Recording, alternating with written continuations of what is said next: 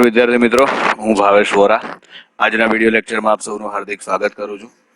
આપણે unit number 14 દોલનો એમાં એક વિડીયો લેક્ચર આપણે જોઈ ગયા। આ બીજા વિડીયો લેક્ચરમાં આપણે હવે આગળ ભણવાની શરૂઆત કરીએ। ગયા લેક્ચરમાં જે આપણે ભણી ગયા એની અંદર સરળ આવર્ત ગતિ માટે સ્થાનાંતરનું સૂત્ર હતું। તો સરળ આવર્ત ગતિ માટે સ્થાનાંતરનું સમીકરણ बराबर तो ये आवशे y बराबर a sin omega T plus phi. आमा दरेक पदनी आपणे माहिती आगळ मेळवी हती, जेमां केपिटल ए शुं दर्शावे छे कंप विस्तार, ओमेगा कोणीय आवृत्ति, टी समय अने फाई ए प्रारंभिक कळा। प्रारंभिक कळानो आधार तो तेनो आधार दोलक गतिपथना कया छेडेथी गतिनी शरूआत करे छे तेना उपर रहेलो छे। आपणे गया लेक्चरनी अंदर तमने चलाव्युं हतुं पण खरा के कया छेडेथी गतिनी शरूआत थाय तो प्रारंभिक कळा शुं आवशे। जेम के मध्यमान स्थानथी गतिनी शरूआत करे पण मध्यमान स्थानथी बे शक्यता रहे, गतिपथना धन छेड़ा बाजू पण जाय अने गतिपथना ऋण छेड़ा बाजू पण जाय। जो गतिपथना धन छेड़ा बाजू जाए तो प्रारंभिक कळा 0 અને गतिपथना ऋण छेड़ा तरफ गति करे तो प्रारंभिक कळा पाई। बराबर। पछी गतिपथना धन छेड़ेथी गतिनी शरूआत करे तो प्रारंभिक कळा पाई बाय 2 અને गतिपथना ऋण छेड़ेथी गतिनी शरूआत करे तो प्रारंभिक कळा 3 पाई बाय 2 आवशे। बराबर। त्यार पछी आगळ आपणे एमां वेग अने प्रवेगना समीकरण पण भण्या हता। वेगનું समीकरण तो आ जे समीकरण स्थानांतरનું છે એનું તમે સમય ટીની સાપેક્ષમાં વિકલન કરો તો વેગનું સમીકરણ મળી જાય। વેગ v બરાબર a omega cos omega t plus 5। આ ઉપરાંત બીજું સમીકરણ છે વેગ v બરાબર plus or minus omega under રૂટમાં a square minus y square. प्रवेगનું समीकरण मेळववा माटे तेमां वेगનું विकलन करो तो प्रवेग मळे, तो माटे प्रवेग a बराबर minus a omega square sine omega T plus 5 बराबर। प्रवेग a बराबर minus omega square into y बराबर। एटले स्थानांतर वेग अने प्रवेग ना समीकरण आपने मळी गया। बराबर विद्यार्थी मित्रों, आटले सुधी आपणे गया विडियो लेक्चरनी अंदर भण्या हता। समीकरण पछी महत्तम वेग ने ए बधुं आपणे भण्या हता। चलो त्यार पछी हवे अहींथी आगळ आपणे भणवानी शरूआत करीए। एक बे सूत्रों मेळववाना आवे छे जे एमसीक्यू मां सीधा ज पूछाता होय छे। बराबर। शरूआत करिए आना उपरथी ज छे, स्थानांतर वेग अने प्रवेग उपरथी ज छे। मानो के कोई एक सरळ आवर्त दोलक आपणने आपेल छे जेनो कंप विस्तार ए छे। सरळ आवर्त दोलक आपेलू छे जेनो कंप विस्तार ए छे। स्थानांतर एनु स्थानांतर y1 त्यारे वेग v1 अने स्थानांतर y2 त्यारे वेग v2 छे। बराबर। सरल आवर्त दोलक एनो कंप विस्तार ए, ज्यारे स्थानांतर y1 त्यारे वेग v1 अने स्थानांतर y2 त्यारे वेग v2 छे। आमां बे एमसीक्यू पूछाता होय छे तमने जनरली साबित करवाना फॉर्मनी अंदर। एकमां तमने पूछे कंप विस्तार शोधो अने बीजामां तमने पूछे एनो आवर्त काळ केटलो थाय। तो चलो पहेला आपणे कंप विस्तार मेळवीए। एना माटे आपणे बे समीकरण मेळववाना थशे। पहेलुं समीकरण ज्यारे स्थानांतर y1 होय त्यारे वेग v1 छे, एटले वेग v1 बराबर आवशे ओमेगा અંડર રૂટમાં a square minus y1 square અને વેગ સ્થાનાંતર y2 હોય ત્યારે વેગ v2 છે, તો v2 બરાબર આવશે ઓમેગા અંડર રૂટમાં આવશે a square minus y2 square. બરાબર. ધારો કે આપણને કંપ વિસ્તાર શોધવાનું કીધું છે. પહેલા ધારો કે આપણને એમસીક્યુમાં એવું પૂછાયું છે કે કંપ વિસ્તાર શોધો, તો શું કરવાનું? તો પહેલા બંનેનો તમારે વર્ગ કરીને ગુણોત્તર લઈ લેવાનો, કેમ કે કંપ વિસ્તાર સમીકરણમાંથી દૂર થવો જોઈએ નહીં. બરાબર છે. અને એક બીજી વસ્તુ ધ્યાનમાં રાખો, આ જે બે સમીકરણ માટે જ્યારે તમને કંપ વિસ્તાર પૂછ્યો હોય પરીક્ષામાં, ત્યારે તમારે ગમે તેમ કરીને ઓમેગા વાળું પદ દૂર કરવું પડે. અને જ્યારે તમને આવર્તકાળ પૂછ્યો હોય ત્યારે કંપ વિસ્તાર એ વાળું પદ તમારે દૂર કરવું પડે. અહીં આગળ આપણે કંપ વિસ્તાર મેળવીએ છીએ, પરિણામે ઓમેગા વાળું પદ દૂર કરવું પડશે. બે બાજુ વર્ગ કરી નાખો એટલે v1 સ્ક્વેર બરાબર omega square a square minus y1 square અને v2 સ્ક્વેર બરાબર ઓમેગા સ્ક્વેર. આમાં આવશે a square minus y2 square. ચલો હવે આપણે બંનેનો ગુણોત્તર લઈ લઈએ. ગુણોત્તર લઈ લો એટલે ઓમેગા ઉડી જાય, ઓમેગા કેન્સલ કરવાનું હતું એ ઉડી ગયું, એટલે આમાં આવશે v1 square upon v2 square. Omega વાળું પદ ઉડી જાય એટલે આમાં આવે a square minus y1 square, a square minus y2 square. ચલો હવે ચોકડી ગુણાકાર કરો એટલે v1 સ્ક્વેર કૌંસમાં આવશે a square minus y2 square, v2 square કૌંસમાં આવશે a square minus y1 square. હવે કૌંસ છોડી નાખો એટલે v1 square a square minus v1 square y2 square બરાબર v2 square a square minus v2 square y1 square. બરાબર. ચલો હવે આપણે કંપ વિસ્તાર એ શોધવાનો છે ને, એટલે કંપ વિસ્તાર એ વાળા પદને આપણે એક બાજુ ભેગા કરીએ તો આ પદને તમે સામેની બાજુએ લઈ જાઓ. બરાબર. અને એવી જ રીતે આપણી પાસે જે આ બીજું પદ છે y2 વાળું, એને પેલી બાજુએ લઈ જાઓ. બરાબર. અને પછી હવે આપણે એનું સાદું રૂપ આપીએ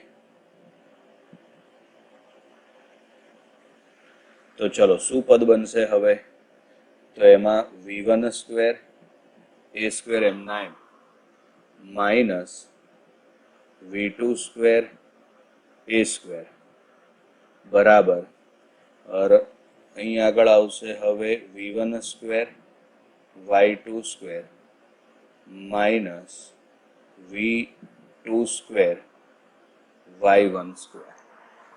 બરાબર. ચલો હવે ડાબી બાજુનું જે આ પદ છે ને, એમાંથી તમે a સ્ક્વેર કોમન કાઢો એટલે v1 square minus v2 square બરાબર v1 square minus y2 square minus v2 square y1 square. હવે કંપ વિસ્તાર એને સૂત્રનો કરતા બનાવી દો, એટલે આપણે જે પદ સાબિત કરવાનું હતું એ આવી ગયું. v1 square y2 square minus v2 square y1 square છેદમાં આવશે v1 square minus v2 square. હવે વર્ગમૂળ કાઢી લો એટલે a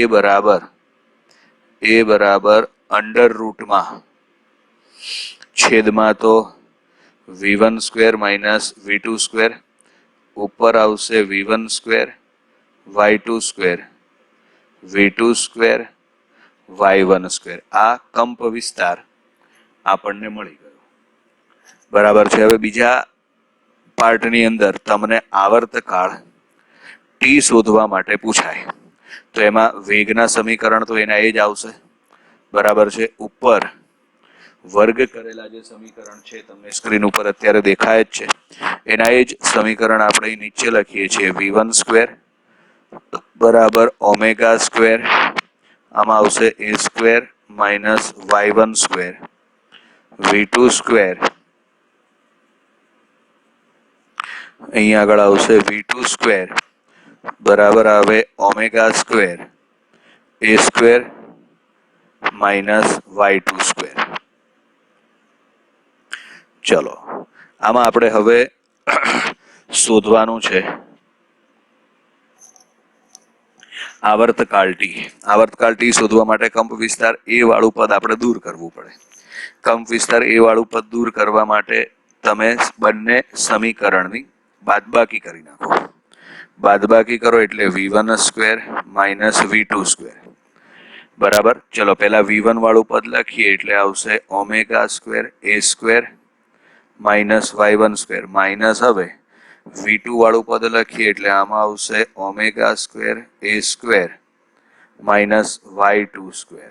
ચલો v1 square minus v2 square કૌંસ છોડી નાખો એટલે આમાં આવશે omega square a square minus omega square y1 square minus omega square a square minus minus plus omega square y2 square. ચલો આમાં ઓમેગા સ્ક્વેર a સ્ક્વેર ઉડી જાય એટલે કંપ વિસ્તાર એ વાળું પદ આપણે દૂર થઈ ગયું. હવે v1 square minus v2 square omega square common minus y1 square plus y2 square બાકી વધે. ચલો ઓમેગા સ્ક્વેર ને આપણે સૂત્રનો કરતા બનાવી દઈએ એટલે આમાં આવશે v1 square minus v2 square y2 square minus y1 square. હવે વર્ગમૂળ કાઢીએ આપણે તો ઓમેગા બરાબર અંડર રૂટમાં v1 square minus v2 square છેદમાં આવશે y2 square minus y1 square. ઓમેગાના બદલે 2 પાઈ અપોન ટી અંડર રૂટમાં v1 square minus v2 square છેદમાં આવશે y2 square minus y1 square. હવે આવર્તકાળ ટી ને સૂત્રનો કરતા બનાવવા માટે પહેલા બંને વ્યસ્ત કરી નાખો એટલે ટી અપોન 2 પાઈ બરાબર અંડર રૂટમાં y2 square minus y1 square છેદમાં આવશે v1 square minus v2 square. T ને કરતા બનાવો એટલે ટી બરાબર આવશે 2 પાઈ અંડર રૂટમાં y2 square minus y1 square છેદમાં આવશે v1 square minus v2 square. ચલો આ આવર્તકાળ ટી નું સૂત્ર થઈ ગયું બરાબર. એટલે આ રીતે તમને પરીક્ષાની અંદર સીધા એમસીક્યુ પૂછી શકાય છે. સાબિત કરોના એમસીક્યુ છે અને કોમ્પિટિટિવ લેવલે સારા છે, એક્ઝામની અંદર પૂછી શકાય એમ છે. ચલો હવે આપણે નેક્સ્ટ આગળનો ટોપિક ભણવાની શરૂઆત કરીએ તો એમાં છે સરળ આવર્ત ગતિ માટે આવર્તકાળનું સૂત્ર. સરળ આવર્ત ગતિ માટે આવર્તકાળનું સૂત્ર બરાબર. તો એમાં સરળ આવર્ત ગતિ માટે આવર્તકાળના સૂત્રમાં આપણે જે ગતિ લીધેલી છે સરળ આવર્ત ગતિ જ્યાંથી શરૂઆત કરી ત્યાંથી એ આપણે y અક્ષ ઉપરની ગતિ લીધેલી છે. સરળ આવર્ત ગતિ માટે મેં તમને એક સૂત્ર આપ્યું હતું F ચલે છે y એટલે કે બળ એ સ્થાનાંતરના સમપ્રમાણમાં. એટલે અહીં આગળ આવશે બળ F બરાબર માઇનસ ky બરાબર છે. જ્યાં k શું દર્શાવે છે તો જ્યાં k બળ અચળાંક દર્શાવે છે. જ્યાં k સમીકરણમાં આવતો બળ અચળાંક દર્શાવે છે બરાબર. અને હવે આપણે બળનો નિયમ ભણવાનો છે. એક આ સમીકરણ થયું આપણી પાસે બળનું. પછી બીજું એક સમીકરણ છે ન્યૂટનનો ગતિનો બીજો નિયમ F બરાબર શું લખાશે ma જ્યાં એ એટલે પ્રવેગ છે, પરંતુ સરળ આવર્ત ગતિ માટે પ્રવેગ એ બરાબર minus omega square into Y થશે. આ પ્રવેગની કિંમત ઉપર મૂકી દો એટલે એફ બરાબર minus M omega square into Y થશે. હવે સમીકરણ 1 અને 2 ને સરખાવી દો તો માટે બળ અચળાંક કે બરાબર એમ ઓમેગા સ્ક્વેર થશે. તો ઓમેગા સ્ક્વેર બરાબર કે અપોન એમ થશે. તો ઓમેગા બરાબર અંડર રૂટમાં કે અપોન એમ થશે. ઓમેગાના બદલે આપણે લખી નાખીએ 2 અપોન ટી બરાબર અંડર રૂટમાં કે અપોન એમ થાય. તો માટે ટી અપોન 2 વ્યસ્ત કરી નાખો એટલે અંડર રૂટમાં એમ અપોન કે. આવર્તકાળ ટી ને સૂત્રનો કરતા બનાવો એટલે ટી બરાબર 2 અંડર રૂટમાં એમ અપોન કે, જે આવર્તકાળ શોધવા માટેનું સૂત્ર છે. સરળ આવર્ત દોલકનો આવર્તકાળ શોધવા માટેનું સૂત્ર છે. બરાબર વિદ્યાર્થી મિત્રો. હવે ત્યાર પછી આગળ આવશે ભારિત સ્પ્રિંગમાં દોલનો. એટલે કે સ્પ્રિંગને અલગ અલગ રીતે જોડેલી હોય, એક કરતા વધારે સ્પ્રિંગ તમને આપેલી હોય, આ સ્પ્રિંગને અલગ અલગ કન્ડિશનમાં જોડેલી હોય. બરાબર. એમાં પહેલું છે સ્પ્રિંગનું શ્રેણી જોડાણ. બરાબર. પહેલું જે આપણે ભણીએ છીએ એ છે સ્પ્રિંગનું શ્રેણી જોડાણ. એટલે ધારો કે આ રીતે આમ એક સ્પ્રિંગ છે. બરાબર. એની નીચે તમે આ રીતે બીજી સ્પ્રિંગ જોડી દો અને છેક નીચે અહીં આગળ એમ દળનો પદાર્થ છે. બરાબર. પહેલું છે આ બળ અચળાંક K1, પછી આ બીજું છે બળ અચળાંક K2. બરાબર. તો હવે નીચે લટકાવેલો પદાર્થ એમ છે, આનો બળ અચળાંક K1 છે, નીચેનાનો બળ અચળાંક K2 છે. બરાબર. તો હવે આપણે ગણતરી કરીને જો સાદું રૂપ આપીએ તો સમતુલ્ય બળ અચળાંક કેટલો આવે? આ જે જોડાણ આપેલું છે એનો સમતુલ્ય બળ અચળાંક. બરાબર. જરૂરી ગણતરી આવતી હોય છે. સમતુલ્ય બળ અચળાંક. બરાબર. તો સમતુલ્ય બળ અચળાંક 1/k બરાબર 1/k1 પ્લસ 1/k2. બરાબર છે. એટલે લસા લઈને જો આપણે સાદું રૂપ આપીએ તો એના માટેનું સૂત્ર બનશે k બરાબર K1 K2 છેદમાં આવશે K1 પ્લસ K2. સમતુલ્ય બળ અચળાંક શોધવા માટેનું આ સૂત્ર છે. એટલે જો આ જ સૂત્ર આપણે આવર્તકાળમાં મૂકીએ, આવર્તકાળ T બરાબર 2 અંડર રૂટમાં એમ અપોન કે છે, તો અહીં આગળ આવર્તકાળ T નું સૂત્ર આવશે T બરાબર 2 અંડર રૂટમાં એમ છેદમાં આવશે K1 K2 છેદનો છેદ અંશમાં એટલે K1 પ્લસ K2. બરાબર છે. આ રીતની ગણતરી આવે. બરાબર. સ્પ્રિંગનું શ્રેણી જોડાણ જેમાં સમતુલ્ય બળ અચળાંક શોધવા માટેનું સૂત્ર આપણે મેળવ્યું. હવે એવી જ રીતે સ્પ્રિંગનું સમાંતર જોડાણ પણ આવે. સ્પ્રિંગનું સમાંતર જોડાણ પણ આવે. બરાબર. તો ચલો એની અંદર સ્પ્રિંગના સમાંતર જોડાણમાં આ રીતે તમે બે સ્પ્રિંગ જોડેલી છે. એક સ્પ્રિંગનો બળ અચળાંક K1 અને બીજી સ્પ્રિંગનો બળ અચળાંક K2 છે. તેની નીચે આપણે આ રીતે આમ એમ દળનો પદાર્થ લટકાવેલો છે.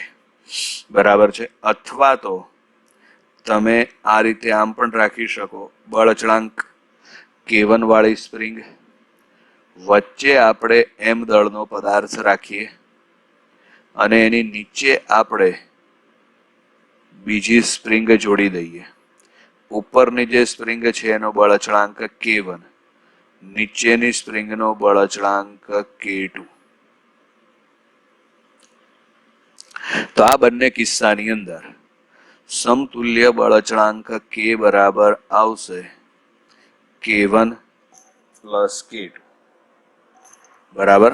આવર્તકાળ શોધવા માટે તો આવર્તકાળ T બરાબર 2 પાઈ અંડર રૂટમાં M અપોન K.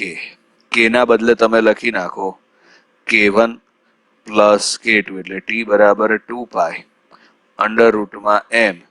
K ના બદલે K1 પ્લસ K2 એટલે આવર્તકાળ T નું સૂત્ર આપણને મળી ગયું.